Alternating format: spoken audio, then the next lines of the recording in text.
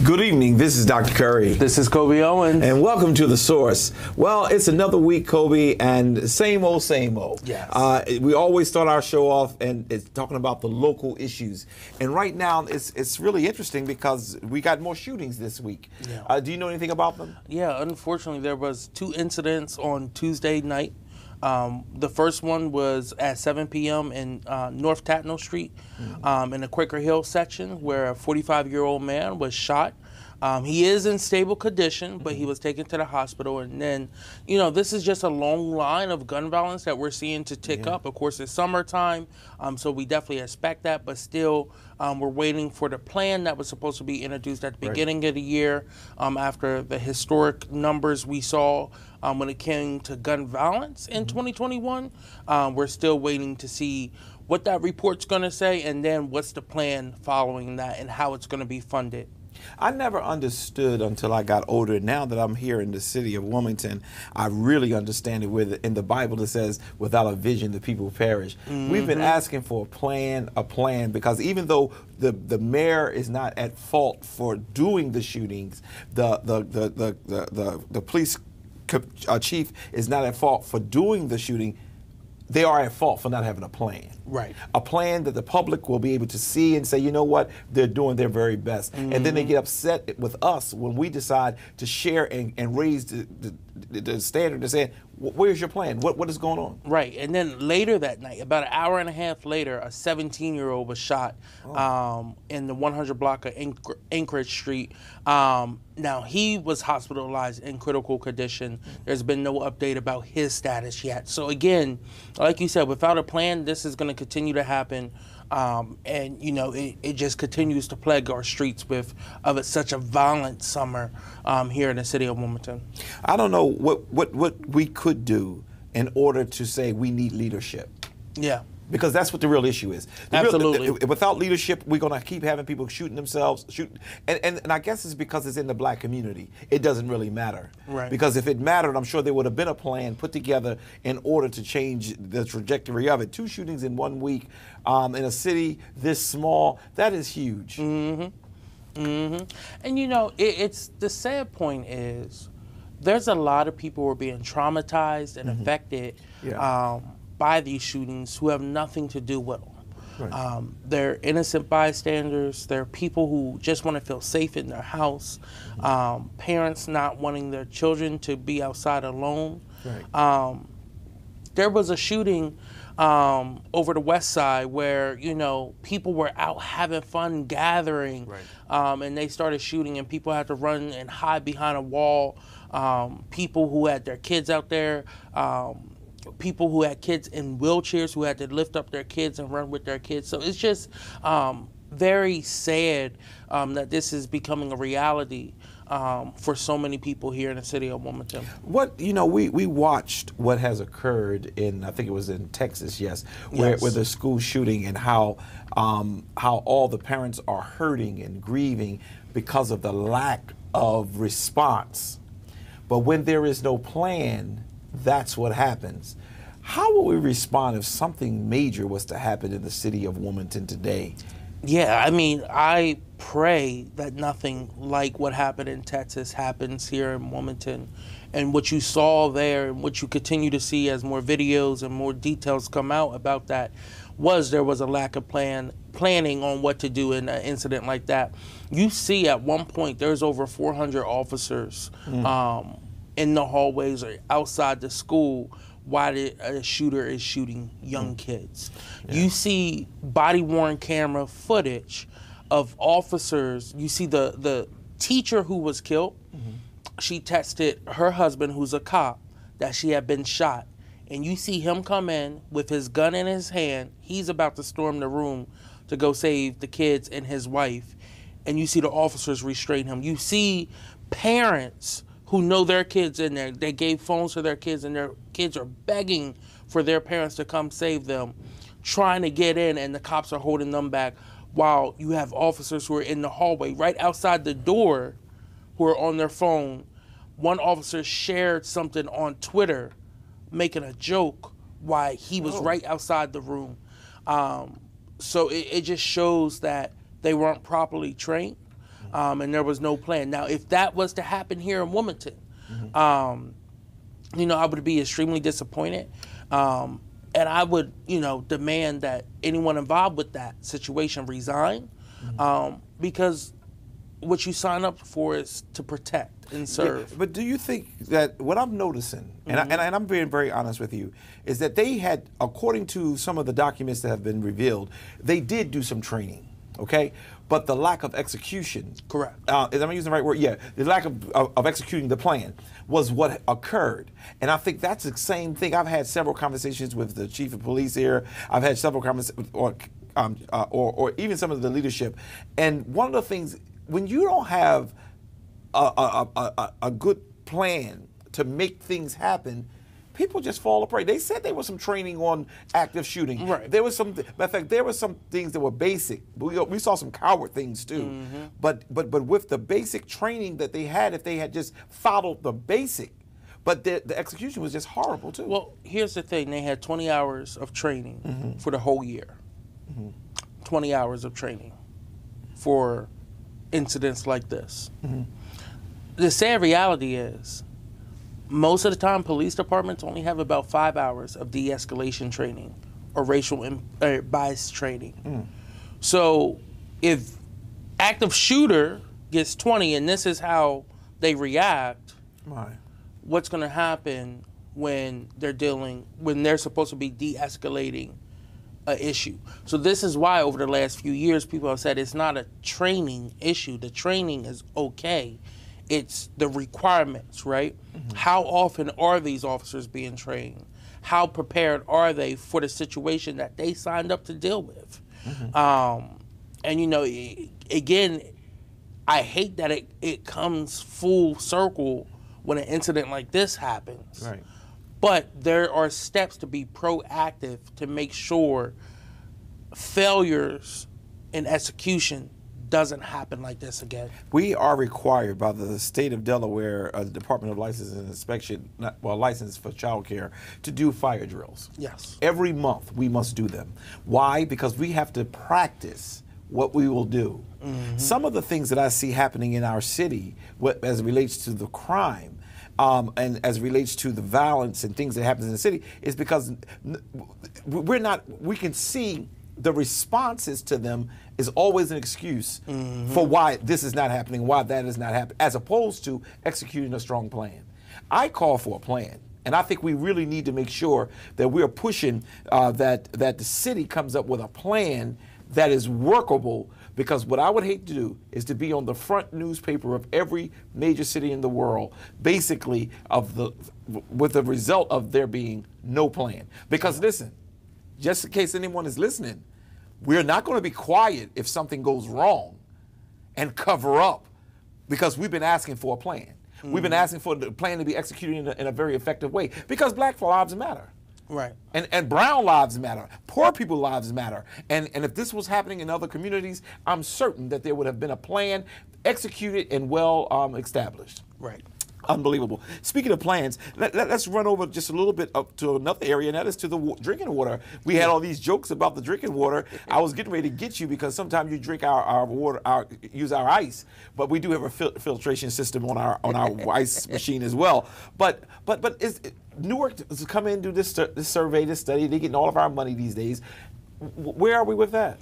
Yeah. So there's been no update on where the Wilmington Department of Water Works, or Public Works Water Division, is working on this project. I think they need to move a little quicker to address the algae that's growing in the tanks, at least. Yeah. Which again, you know, the American Water Works Association has stated that part of it, whether it's in the community reservoir or the storage tanks, can cause the taste and the smell that people could be experiencing. And that's a simple, you need to clean your filtration system and tanks. But do you know how they would do that? I mean, I had a conversation with a person who worked at some point at the in the water department, and I'm told that no one really knows what they're doing in the water department these days because everybody's been fired, everybody has been released, people have retired. It's basically people running it who have degrees that are not in the area of concentration. It's just people who are cronies. In the position, this is what I was told, and I'm starting to believe it because as I'm doing my research, I'm looking at the data in the resumes, and it must be true. Well, if that is true, I would recommend that the city goes to the University of Delaware and asks people who are skilled in this to come on, at least whether it's contractors or not, or hire them as full-time employees, come on and handle this situation. And I say that because the algae is going to continue to grow. Right. The metabolites is what's causing the algae to grow. They're going to continue to produce algae because of the heat. Right. And as it gets hotter, which we're not even to August yet, and this heat's already killer, it's just going to produce at a quicker and increased rate. Right. So you want to get on top of it as soon as possible so that you don't have to pay even more funds out to fix a problem. Right. Well, I don't know. Didn't the mayor go to the University of Delaware? Yes. He should be able to call some of his friends up and say, come and help us. But I guess the people who can't afford to buy water doesn't really matter. So we'll just let them do what they do. But I would like to see a plan. And we've been criticized for criticizing the city leadership. And I want to respond to the criticism and just simply say, hey, if you give us the plan, we'll be fair. It's two sides to this story. Anyone, you're always welcome to come in and be on the show and to talk about your response to some of the things that we're talking about. And we won't edit it and cut it out. We want the city to hear from you too. But what we will not do, and we will not do allow to happen, is to cover up. If the water is not where it needs to be, I want the black and brown and the people who are economically deprived at this point, I want them to be able to see and hear that the city is doing nothing. If you're doing something, when will we hear that? When will we see that? Where is the memorandum? So I'll just leave it right there and just let it be what it is for the day. But is there anything else you want to add to that? No, again, continue to get bottled water if you need bottled water. Be very careful not to drink if you feel uncomfortable, if you feel like you're having some side effects from it. Don't drink it. Make sure you use bottled water when you're brushing your teeth. I was going to say, what about brushing your teeth? And when you shower, just be aware not to swallow any of that water if it gets in your mouth. So we're in a third world country? So, just to make sure, if you feel like those are the steps, just be aware of all the steps you should take. But as of right now, the city has not issued a bull water alert. And they're still at the level saying that you can still drink and consume the water. Enjoy. One more thing I want to do while we're in this whole local community, something happened where the former county cop who pulled the young lady's hair got off. Yeah. Look at this.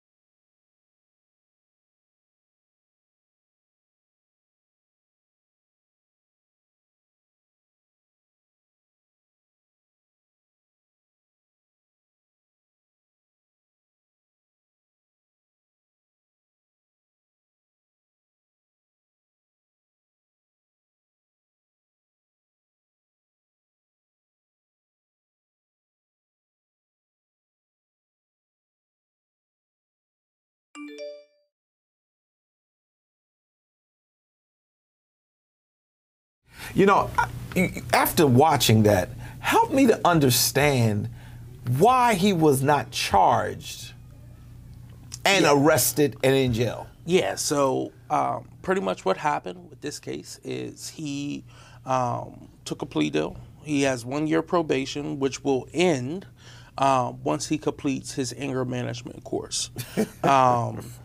And, you know, he's a 46-year-old grown man who literally threw a young, skinny 16-year-old young lady on the ground, dragged her, and then dragged her by her handcuffs as her hands are behind her back.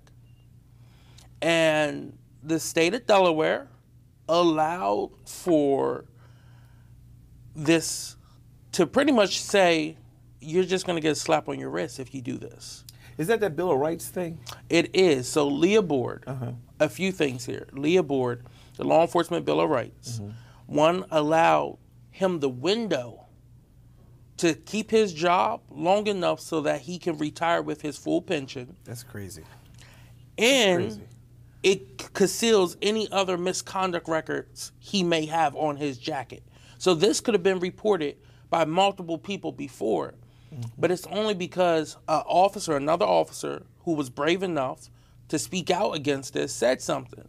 Now, that other officer wasn't one of the officers in the video who allowed this, who laughed at this, who thought it was funny, which I think all those officers in the video need to be immediately fired. Absolutely. I don't care about their pensions. I don't think when you break public trust like this and do things like you just saw in the video, I don't think you should still get your pension. Absolutely. I think you should be in jail. I agree. Because that's flat out assault. And that's why we got to start working on a little bit more strength in sharing that we need that Leah Boyd bill handled, and it needs to be updated. It needs to have in there some protections for those who are defenseless. That young lady, yes, she was moving. She didn't want to go into that prison. As I was watching it, she didn't want to go into that cell. But the reality of it is the way they handled her as if she was nothing. Right. I saw how they handled a young man who had just shot up a police, who was white, as opposed to how they handled her. Who do you ever know what she was accused of doing? No. Wow. No. And because she's a minor, that's why we don't know. Okay. But again, this just shows we still have a lot of work to do here in Delaware. And a part of this, stemming from a conversation we had, attorney Ben Crump, known around the country for taking on civil rights cases, is willing to help us get reforms to Leah Board. He's very disappointed in that there's individuals here who have stopped the progress with that and wants to join in helping us change the system that has traditionally and overwhelmingly time after time after time shown that we live by two different systems when it comes to being a minority here in Delaware versus being an officer. So we have a lot of work. Again, nothing can be done for the next 6 months, unfortunately, because the General Assembly is not in session. But that does not stop the organizing. That does not stop the work. And come January, whatever the new General Assembly looks like, we will be continuing to push for changes in Leah Board. And could you promise the people that that on this show, because you co with me, that you will make sure that we continue to share where the tie-up is, who's holding it up, who's not participating and making sure that everyone is treated right when it comes down to this human rights issue, because I think that's what it is. It's a human rights issue where cops can do what they want to do, treat us as if they are gods. And I think that as long as we're going to do that, then I think that we'll be able to start putting some pressure on politicians to do what they need to be doing. Absolutely. Yeah, because I think it's just something unbelievable. Another thing I wanted to bring up as we are in this top of the hour section is the Georgia situation. Now, you said it was nothing really new, but in the Georgia, I saw an article where, and I didn't know it, but you said you had been known about the fact there was mixed statements. The cameras were saying one thing, the people were saying, the police officers were saying another. What was that all about? So when this incident first came about, it became the lacrosse team's word versus the officers' words. And the officers in the report stated that the dogs were already on scene. that it was a standard search because the driver was in the wrong lane, which would have just been a traffic ticket, not a search. And buses are exempt from that law. Right. Right. I remember that, yeah. The girls said that the officers came on the bus. They harassed them. They said, "Oh, tell us now," or because once we find the drugs, it's nothing we could do for y'all. They went through people's personal belongings and completely humiliated the girls. Yeah. Then body-worn camera footage came out. There was a litigation hold on it, and through FOIA, they were able to get that release. And through that, it showed what the girls said, that the officers were on the bus. And the girls also had their phone cameras out and everything, and they had their footage, but the body-worn cameras also showed that the officers were lying about what truly transpired during that stop, and how they did go through stuff. And the dogs were not on scene when the officers first approached, but when they came back to the bus after the bus had been sitting for a while, the dogs, the K-9 unit, had arrived by that point. So again, that's just... Why can't they go to jail for lying? Well, Georgia law is a lot different. Even though Delaware's law is more protective of police, Georgia's law does not have any provisions in there for that as well, too. So a cop can just lie on you, and Yes. that'll be fine. Wow, my dad is a cop. Well, he's retired now, and some of the things that we talk about sometimes, he said he just couldn't believe what he's seeing. The FOP have really taken control of the politics of this country, just like the gun control folks. What do you call them? The NRS, 2As. the NRA. NRA. Yeah, they just take control and they own the place, and I think it's just really, really sad. The last thing I want to hit, and this is just big right now because for months, years, it has been partisan everything. If the Democrats vote, they vote together. Republicans vote against it. But this new issue of same-sex marriage. Yes. Wow.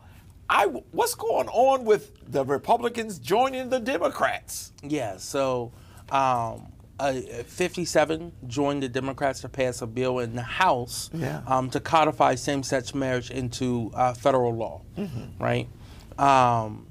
And it's been about a decade since, under the Obama administration, that was upheld in court, that you can love who you want to love, right?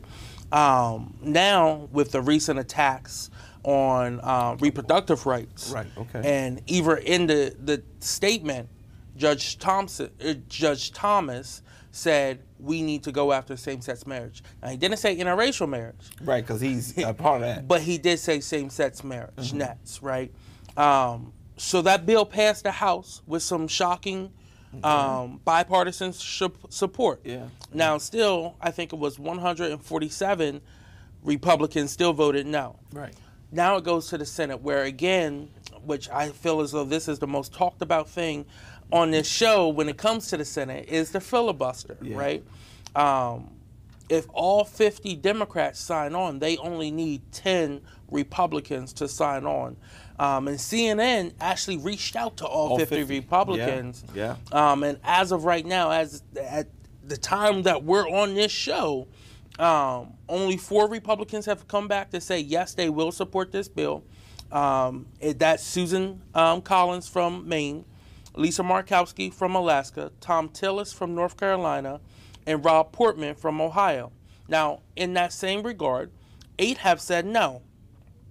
Both the senators from Texas, John Cornyn and Ted Cruz, Bill Cassidy from Louisiana, Lindsey Graham from South Carolina, Josh Hawley from Missouri, Jim Ivanhoe from Oklahoma, Marco Rubio from Florida, and Rob Wicker from Mississippi. Now, the ones who came back and said they have not made up their mind, they're still on the fence, they want to review the full bill. It's 16 senators. Rob Burr from North Carolina, which he will probably get some pressure from Tom Tillis, who's a yes on this bill. Roy Blunt, who's retiring and has already broken with his caucus multiple times. He's the policy chair of the caucus, but he has broken with them because he is retiring.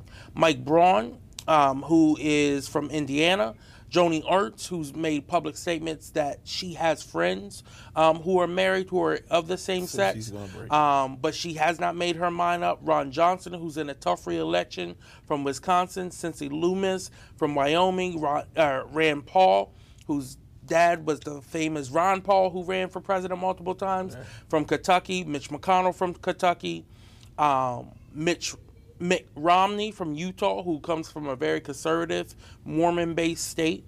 Mike Rounds from South Dakota. Rick Scott from Florida. Dan Sullivan from Alaska. John Thune, who's the whip of the Republican caucus from South Carolina. Pat Toomey from Pennsylvania, who's retiring. Tommy Tuberville from Alabama, and Todd Young from Indiana. Now, the remaining senators just did not respond back to CNN, and I won't go through that list. But that's where it stands right now. Yeah. It's going to be very interesting to see how this battle plays out, and see if they cannot get to the 60 mark. You now have voting rights. You now have reproductive rights. You now have labor rights. You now have same-sex marriage rights and equality rights. You now have policing reform, all being held up by the filibuster. And what those who are holding it, and especially in the Democrat, the Mansions and Sinemas of the world are saying is, well, it doesn't look like we're going to win the Senate back in 2023, so why change this and get rid of the rule? Well, no, we're not. If we don't win, it's because of you two not changing the rule, because you have held the Democratic agenda back. That's right. That's right. Critical pieces of legislation, outside of the ones I just named, but other things like the Build Back Better Act, that has the child tax credit in it, that gets money into struggling parents' pockets. And key legislations like that haven't been passed because of the filibuster. Yeah, but you know what's going to happen? Let the Republicans want to get something through. Yep. They will bust up the filibuster and could care less. I think sometimes we are our worst critics and our worst enemies. Yes. When it comes down to that. But let's go back to the whole gay, same-sex marriage, and people have a right to love who they choose. What I've learned is it is in every community. It's not like back in the day where people had to hide in the closet and things of that nature. It's in every community. I don't care whether you're in the Christian community. I don't care if you're in the Jewish community. I don't care if you're in the conservative community, the liberal community. It's in every community. So now it's a different look. That's the reason, in my opinion, the reason why I believe they're looking at it and saying, you know what, we really got to handle this, is because that voting bloc is much stronger. They can hold up some things for the black folks because they'll say, oh, well, we just don't get them anyway. But in the gay community, it's too much. It's too many people, and the risk is too high for them to hold it up. And I think it's a disgrace of all the other things that could have been passed, that should have been passed, in order that our democracy may be strengthened and continue to grow. But in this case, I believe it's going to pass. It's going to pass. And you're right. Clarence Thomas did talk about interracial relations. No, because his wife would have to leave him, right? Right. Oh. The insurrectionist. Yes, but here, the thing with it all, right, and what we saw with Roe versus Wade being overturned, is not a single Supreme Court case now is settled. Nothing is settled. If they can go back and overturn that, they can go back and overturn anything that has not been codified into law. And it's very disappointing the federal government has taken so long to realize that, because that's not how it was supposed to be. Yes, the Supreme Court can make a decision, then you should codify it. You shouldn't just go with that for the next 50 years. So I think this is a wake-up call that was needed for the federal government, that, hey, we need to revisit almost everything and make sure it's codified into law, both on a federal level, and then states need to go back and make sure they're codified into state law if it's not protected on a federal level. Yeah. Well, we're going to see how it all turns out. We're going to keep following it, and we're going to see which route it goes. And I'm almost certain this one is going to get passed because of the community and they have strength, and they have numbers, and they're in every community. So we're going to see how it all turns. We'll be right back.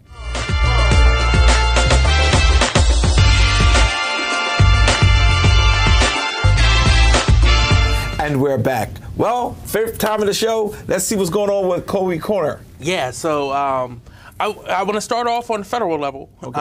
And at the very top, the White House. So they, just last week, President Biden signed the SAFER Plan for America. It's a gun reform.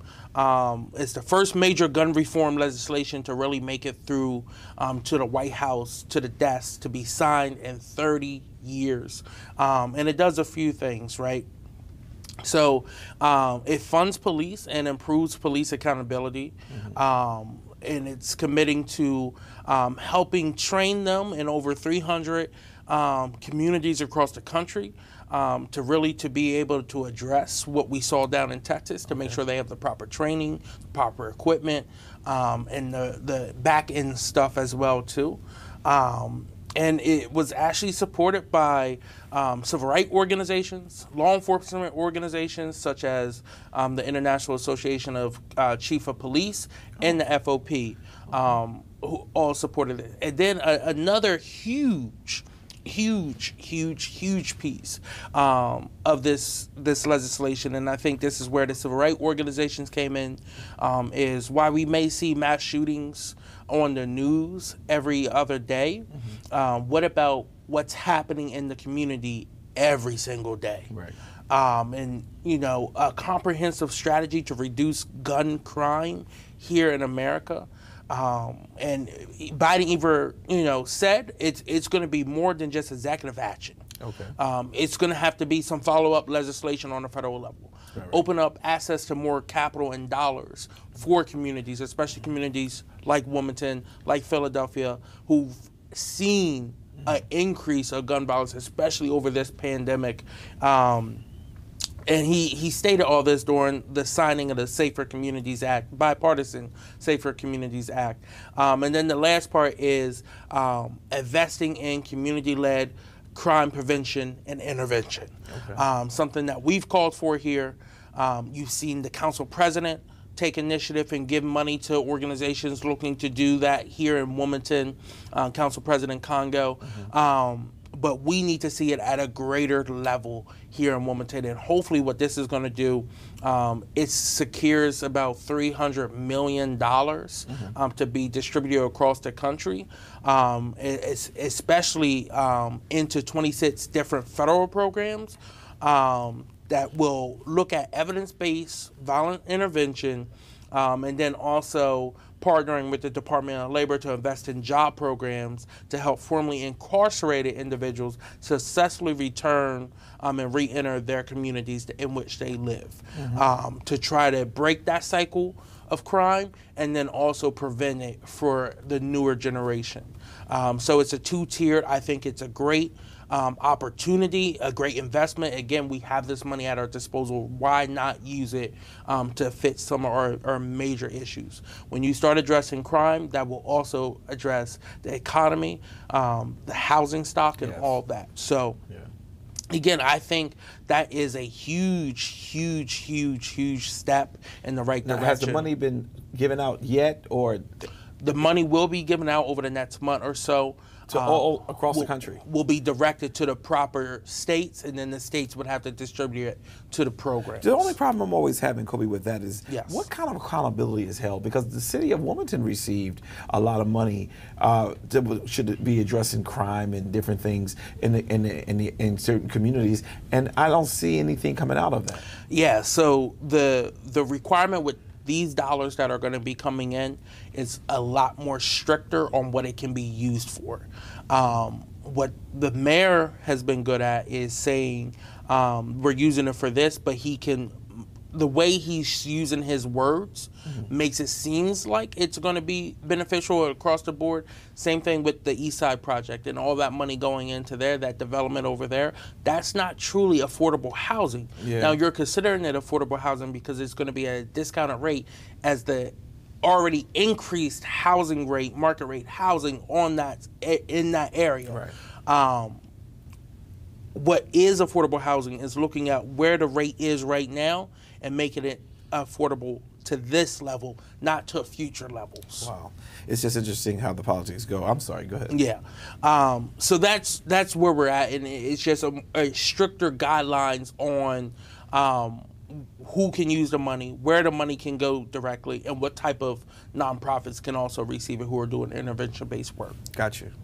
Yeah. So my next thing is the state auditor. Wow. She was found guilty of 3 misdemeanors on July 1st. Right. And that was conflict of interest, which was one of the misdemeanors.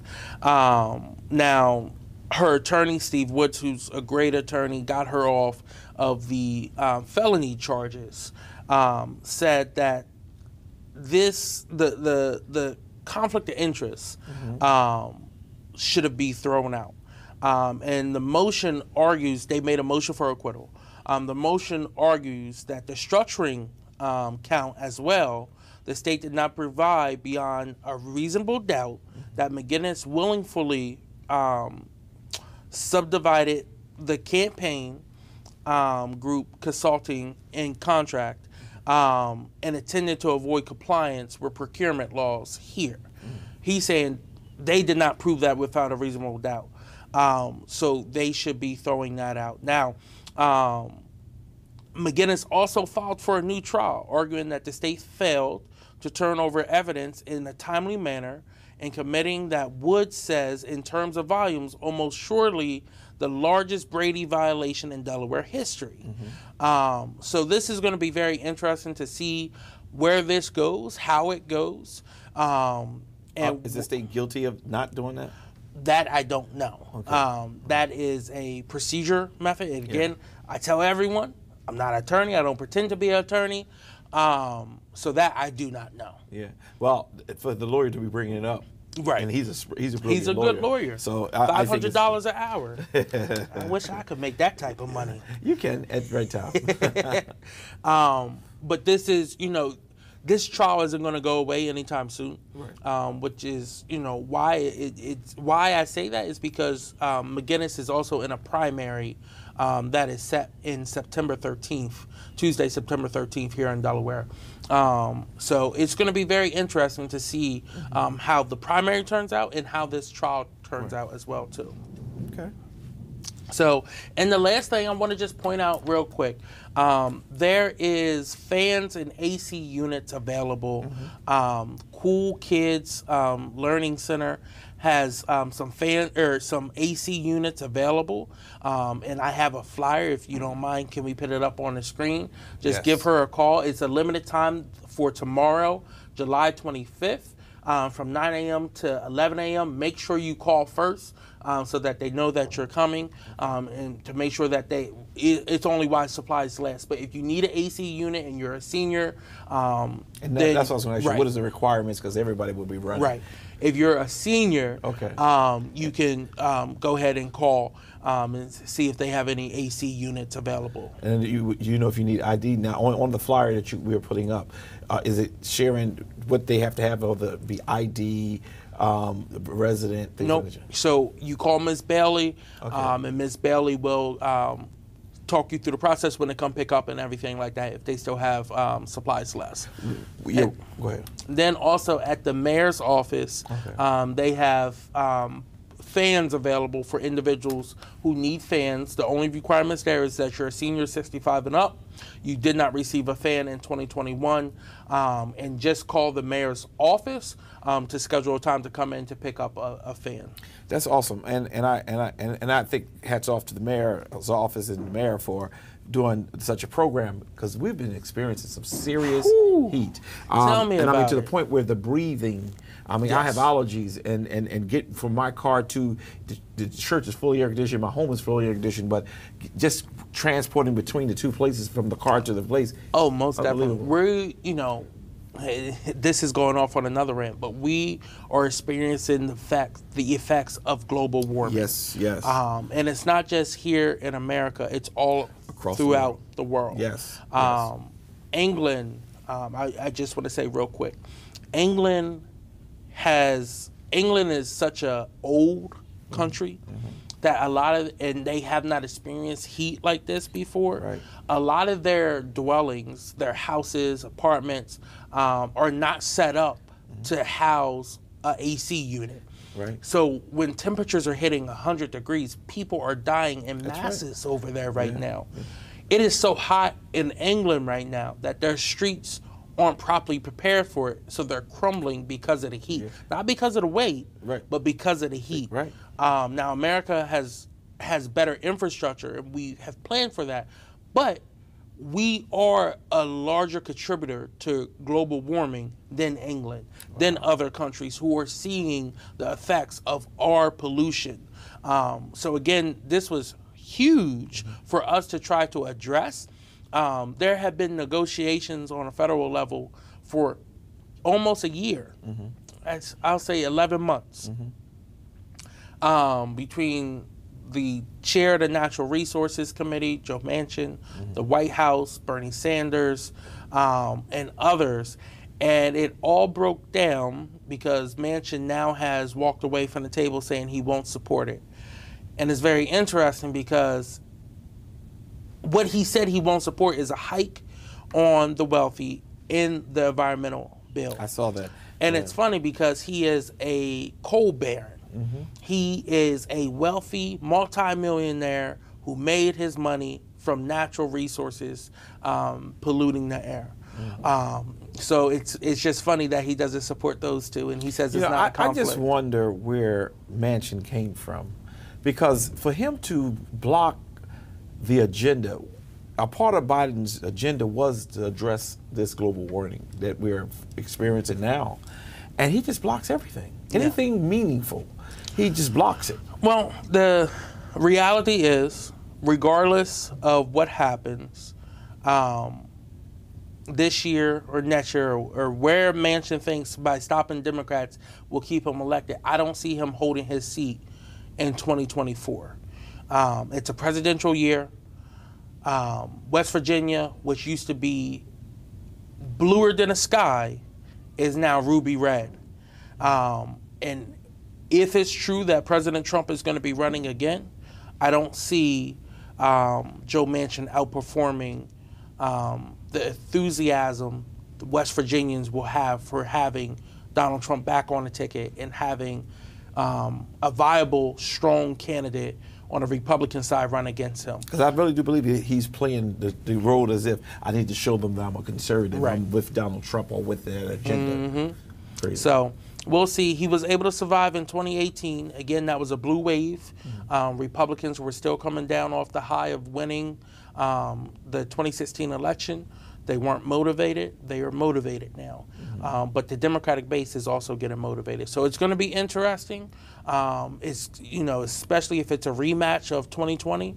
But we will see where we go with things. Wow, I hope we get, if nothing else, I've been seeing some commercials from, and we're going to, in our next segment when we talk about the South, so we're going to talk about politics in total. Yeah. But I have been seeing some commercials where they're saying if you vote for the Republicans, you're going to get a lot of rights taken away, and it's so true, and I hope people take serious to that as we're preparing. But we're going to prepare. We're going to come right back in just a second. We'll be right back.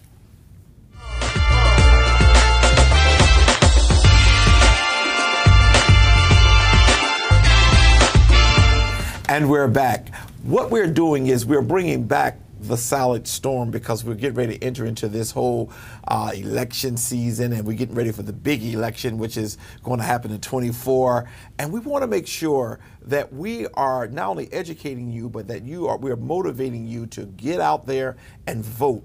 It starts with the off-season elections, because this is where a lot of people get in and they create problems and agendas are passed, and we just need to make sure that you're voting. So I hope and trust that you really will take the time on the 13th, I think you said, right? The 13th of September is going to be the primary election for the state of Delaware. And today what I want to do is start off, because the Silent Storm is working. Even though we haven't been doing it as much, it's working, and we're going to make sure we expose and share what we need to share so you will be well aware. So, Kobe, let's start today by being nice. Yeah. What's going on with the with this primary that's happening in Delaware, Wilmington, and wherever? Yeah, so again, September 13th is primary day, but there's some exciting news. So we have early voting, which means primary day isn't just the only day you can vote. It means that you can go early to one of your voting places, that you can look up on the Department of Elections website to see in your county where you can go vote early. Do you know that the website? Yes. So it's Delaware Department of Elections. It is elections.delaware.gov. It's on your screen. Say that one time. Elections.delaware.gov. Okay, good. The reason why I'm stopping you is because I want to make sure our people get it. Right. Because I want them voting. Go ahead. I'm sorry. Right. So you're going to have 10 days that you can go early vote, and it doesn't matter. It doesn't have to be in your district. They'll pull up the right card for you based on where you live, who's running in your area, and that's who you will vote for. Excellent. So I'm excited about that. There is, you can request a mail-in ballot so that you can send your ballot in that way up to 30 days prior. So there's multiple options instead of just going on September 13th. Right. But September 13th is the very, very, very last day at 8 p.m. is the last day you can vote. But yes, we have a lot of primaries this year. Yeah, okay. Because of redistricting, all 62 General Assembly seats were up. So we saw more interest in that, especially with how our nation is going right now. So I want to start with some of the key races. So the biggest, like I talked about already, is the Auditor of Accounts. Democrat Kathy McGinnis, the current incumbent in the office, is facing a challenge by Lydia York, who is an attorney, a CPA, and an AKA. CPA and an AKA. All right. Alpha Kappa Alpha. Let them know. Then down, going to the state Senate side of things. Yeah, and before you go any further, just so for those of you, some of you may be saying, what are they talking about? Also known as Alpha Kappa Alpha sorority. So all you sorors that are out there, you'll know that your soror is running and she's qualified. Yes. Make sure you're voting. Yes. On the state Senate side of things, there's only a few primaries. One is in the Senate District 6, where Ernie Lopez is retiring. There's 2 Democrats running there, Russ Hustable and Jack Buccioni. Oh, wow. And then down... Is Hustable related to Cliff Hustable? Unfortunately, I don't think so. Okay. Then in another seat where a senator is retiring, Bruce Ennis has retired after, I believe it was 40 years. Oh, wow. Close to 40 years in the Senate. He has retired. He lost his wife earlier. He lost his brother earlier in the term. So I think, he just wanted to spend more time with his daughter and things. But there are 5 Democrats running to replace him. And those individuals, this is the Smyrna, top of Kent area, Michael Tater Hill Strainer, Kevin Musto, Kyra Hoffner, Sam Noel, and Robert Sabatino are running there. If you move a little bit more down the state to the Dover area, the outskirts, the suburbs of Dover, you have incumbent Colin Bonini in the Senate District 16. Is in a primary with Eric Butson, who's a county councilman down there, Levy Court commissioner, and Kim Petters in a 3-way primary there. Then we're going to come back up to state rep. So up here in the 1st District, which is the north side of Wilmington, north side, Market Street, the Triangle, Highlands area, not Highlands, Charlie Square area. You have Nnamdi Chukwucha, who's the incumbent, running against Councilwoman Shanae Darby, who is challenging him based off him pushing the eminent domain and him not voting for tenant rights bills. You know what? And just if I could say this about this one particular one, this is really what democracy is about. Yes. When we disagree with an issue that is being pushed by anybody, whether it be black or white, somebody needs to step up and say, you're in the wrong direction and you're not listening. Right. So I'm interested to see how that turned out. because she stepped up. Her name is Shanae Darby. Shanae Darby. She's a city councilwoman. Right. I'm interested to see how that turns out, because if that turns out where she is able to successfully get that seat, then what that says is, those of you who are sitting in your houses and you're complaining that people are not listening to you, you will then get up and you will go out and run against people. Everyone can be beaten. Everyone can be. I'm going to watch. I'm not saying I can't vote in that election anyway, but it's important. When you said that, it just struck me. Yeah. Really, that's good. We need to show our politicians that you can be replaced if you're not listening. Right. Then in the east side on Merlin Ave, downtown Wilmington area, there's another primary in District 2 with incumbent Stephanie T. Bolden and James Taylor challenging her. Who is that? Taylor. He works in the Department of Revenue for the state and unclaimed properties. Okay. Next, you have in the 6th District, which is Edgemore, Bellefonte area, you have Rebecca Cotto challenging incumbent Deborah Hefferman. In the Ellesmere area, you have challenger Deshauna Neal challenging John Mitchell, who's the whip of the Democratic caucus down in Leg Hall. Out in the Bear Christina area, where the mall is, you have an open seat. David Bentz has retired. You have Sophie Phillips, who's Miss Delaware, former Miss Delaware, and an environmental policy expert. And actually, she has an environmental policy degree, versus Union Boilermaker Martin Willis. Then in the 25th, which is Newark, the UD area, you have Cindy Romer versus Edward Kimmel. And then in the 26th area, you have incumbent Medina Wilson Anton, who's the first Muslim elected official, period, in Delaware, versus Kelly Williams Mercer, who's challenging her. In the 27th, which is Glasgow area, you have Eric Morrison, one of the first male LGBT member of the House, is incumbent, is being challenged by Michael Hertfield, who's the chief of police for Capitol Police down in Dover. Okay. And then in the 32nd, you have 3 African Americans in this race. You have Carrie Evelyn Harris, who ran for U.S. Senate a few years ago, is the DNC National Committee woman and the National Disabilities Caucus woman, chairwoman. You have Levon McCutcheon, who ran for City Council in Dover. And then you have Lamont Pierce, who's also running. And then the 4th person in that race is Phil McGinnis. In Milford area, you have the former mayor, who's the current representative, Brian Shoup, is being challenged by Patrick Smith. And then jumping to county council up here, back up to Newcastle, we have one primary, which is Brandon Toole versus Frank Mall, to replace Kenny Woods, who has retired. Kenny was a sheet metal worker, who was also a county councilman and a school board member as well. In Kent, you have Levy Court, District 4, to replace Eric Butson. You have Morgan Hudson and Robert Scott, who are both Republicans, running in that primary.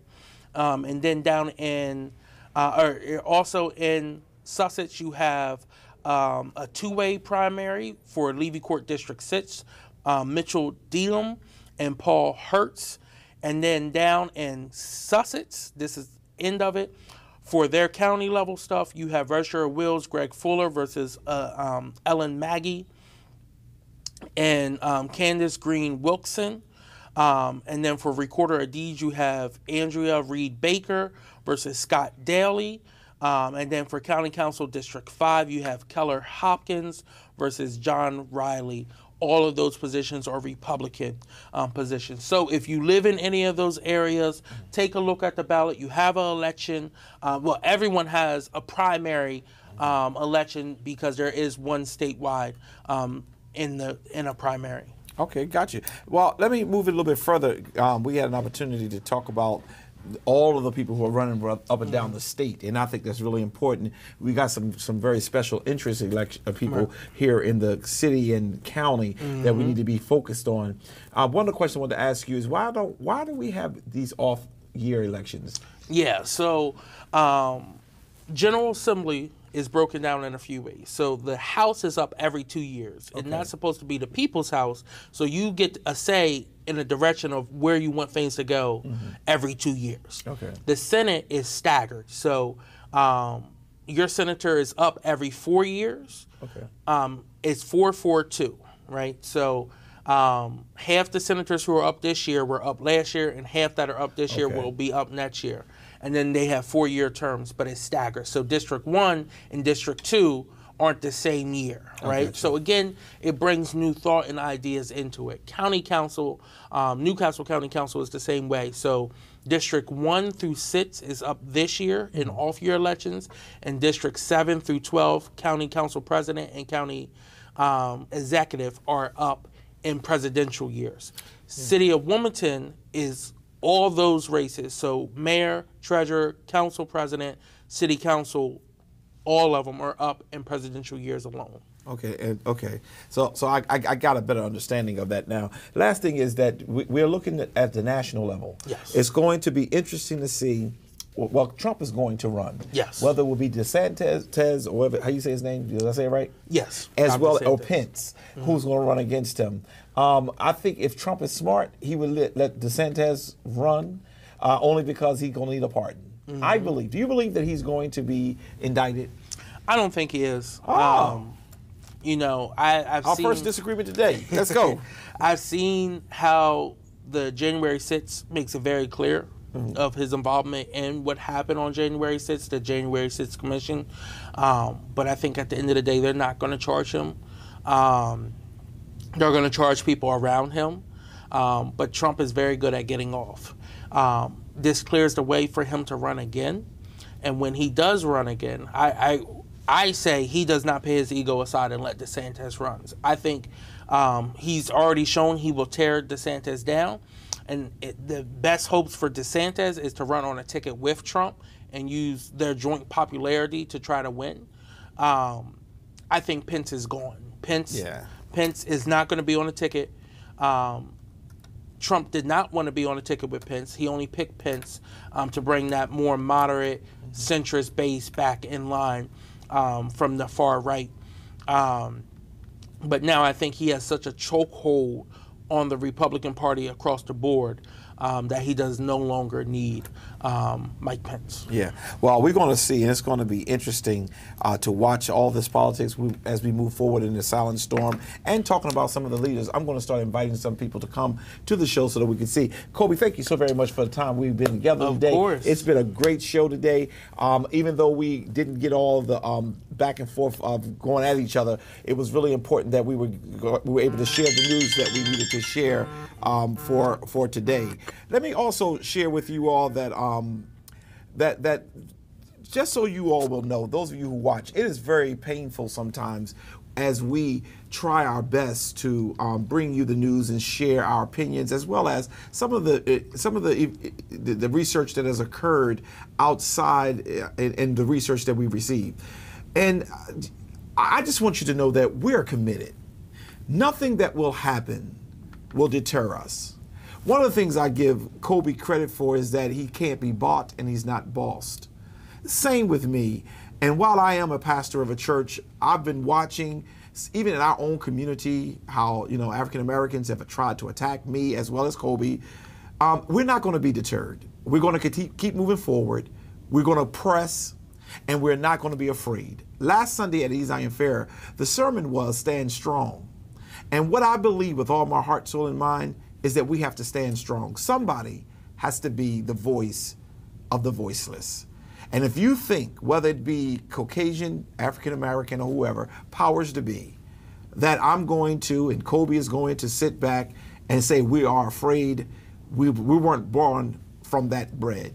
We were born from people who struggled and made life happen. So I want to thank you for the time we shared together. This is Dr. Curry. This is Kobe Owens. See ya. Take care, y'all.